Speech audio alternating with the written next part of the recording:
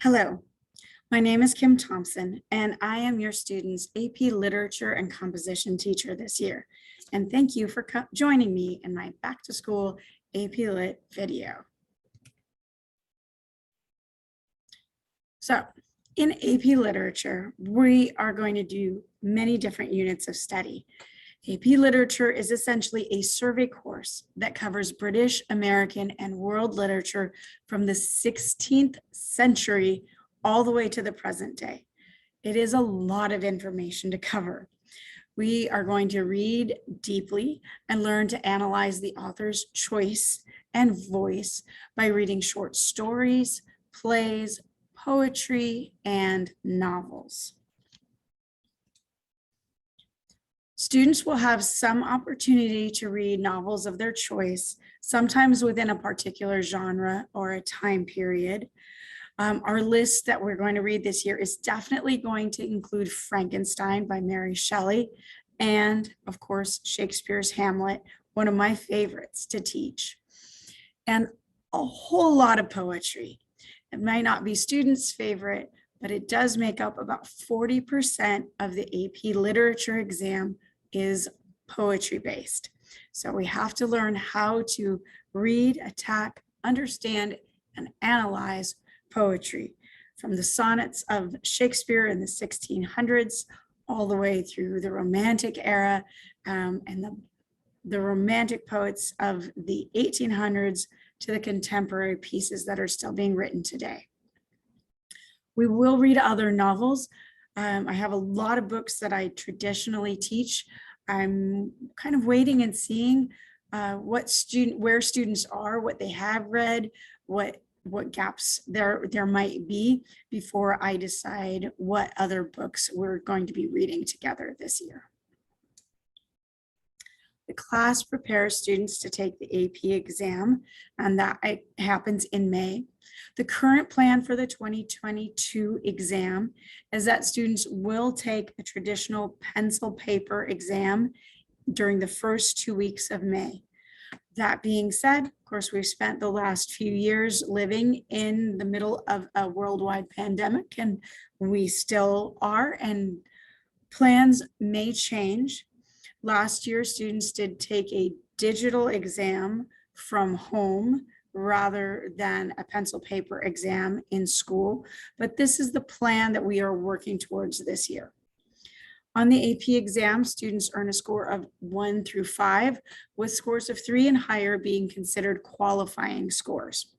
A qualifying score means that the student has demonstrated sufficient capability that would earn them college credit. So students who earn a score of 3 or more on the AP exam may be eligible to earn college credit depending on the college that they'll be attending. Usually with community colleges, they need to earn a score of 3 or higher. Students who are going to be attending any of the UCs or private colleges, they tend to want students to pass with a score of 4 or above if they're going to grant units of credit for that exam. The cost of the exam is $103, which may seem steep, but if it's paying for 3 or more units of college credit, that's pretty much a bargain. So students will register in November via the total registration site. So the deadline is going to be November 5th. More information will be coming this fall about that. Some of the benefits of taking the AP exam, of course, include earning college credit. As I said before, the colleges and credit universities that give qualifying scores for the AP exam, but it also allows students to have the experience of taking a final exam, the kind of final exam you might have in a college level class. My son is now a second year student at St. Mary's University, and he had a class last year as a freshman where he did have to write 3 essays in 2 hours. And that is exactly what students have to do on the AP exam and for AP Literature, write 3 essays in 2 hours.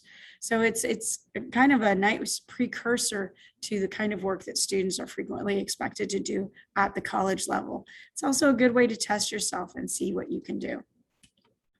But of course, Even though we prepare for the exam, the class is not entirely all about the AP exam. The class prepares students to work at the college level by deepening their close reading and their analytical skills. I teach this very much as a seminar class, where it is a small group of students engaging in discussion of the readings, asking questions to further understanding. Some of the reading we will do in class, and sometimes students will be required to complete the reading outside of class and come into class prepared to discuss. Overall, my class goal is to read and discuss good literature, to prepare students for college, and to enjoy some fun and creativity along the way. In the fall semester, I will also be helping students begin to work towards the college essay process.